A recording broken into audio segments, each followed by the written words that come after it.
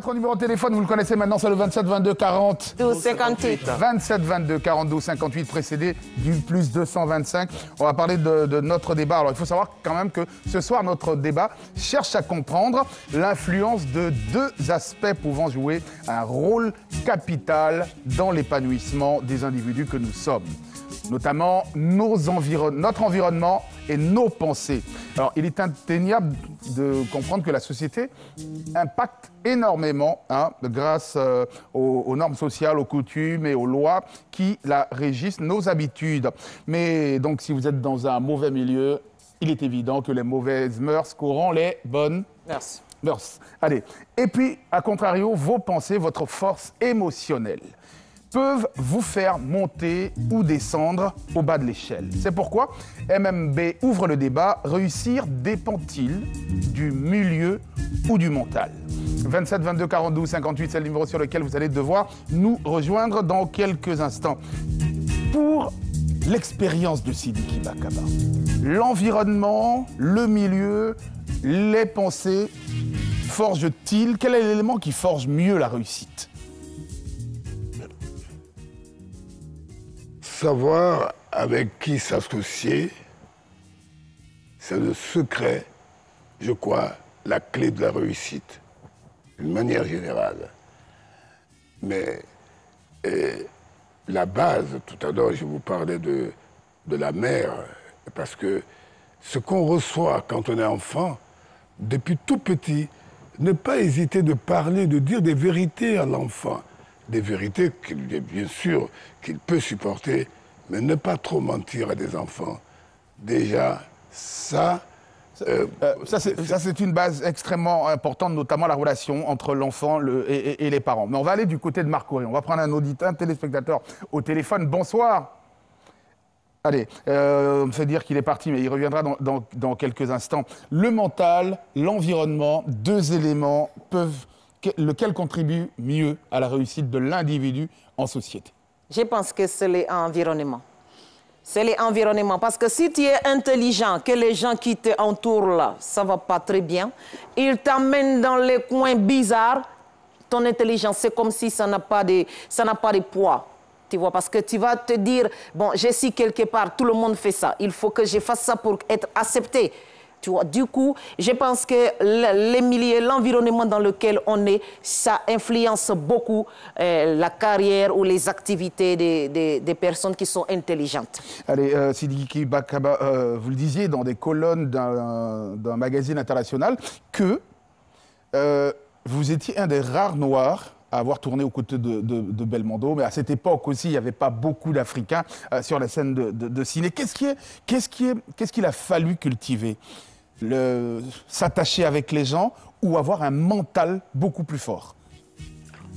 Oui, je vous dis, je reviens souvent sur, comme un vieux qui radote, que c'est ce qui échappe à la conscience qui nous revient sous forme de destin. Donc c'est important le destin.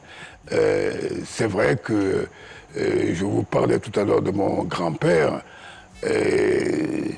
Normalement, logiquement, je devrais être peut-être un sage, je dirais peut-être un imam.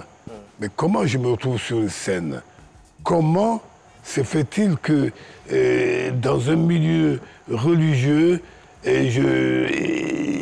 en allant par aventure avec des copains jeunes faire du boy scout, et qu'on s'est mis à jouer autour des feux de camp, et puis que plus tard, je me retrouve dans une école d'art dramatique à Abidjan, en 63, en venant d'Abengourou, parce que n'oubliez pas que je viens d'Abengourou, de l'Indénié.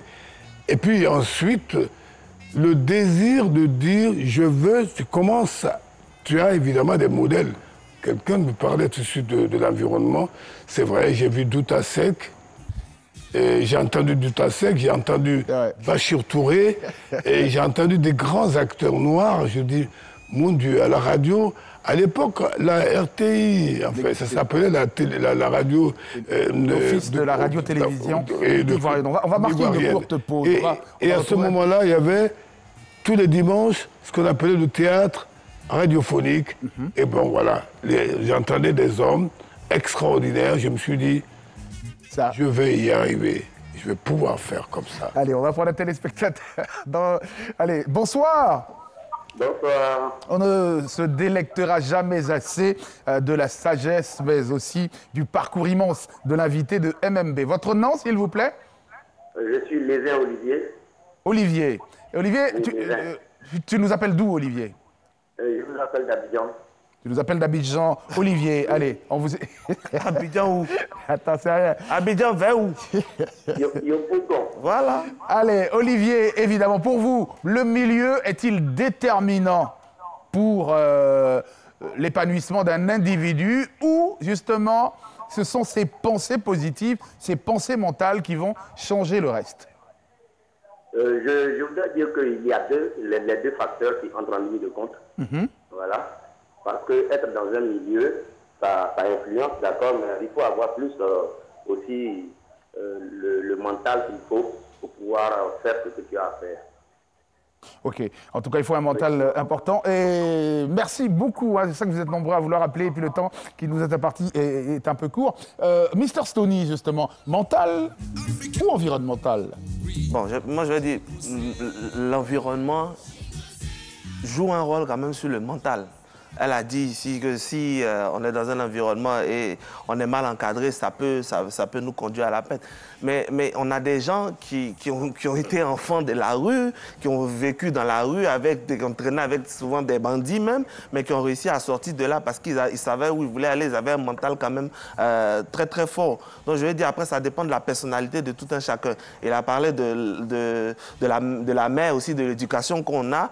Et effectivement aussi c'est important. Après, si tu as grandi sans éducation, ou bien sans encadrement, c'est vrai que souvent tu peux être amené à dérailler. Voilà, donc c'est vraiment lié, comme lui il a dit, on ne peut pas départir le mental du milieu parce que c'est le milieu qui forme le mental. Alors, on va prendre notre dernier téléspectateur, c'est Annette qui nous appelle de San Pedro pour intervenir sur le sujet. Annette, bonsoir. Comment allez-vous, Annette? Bonsoir, il va bien.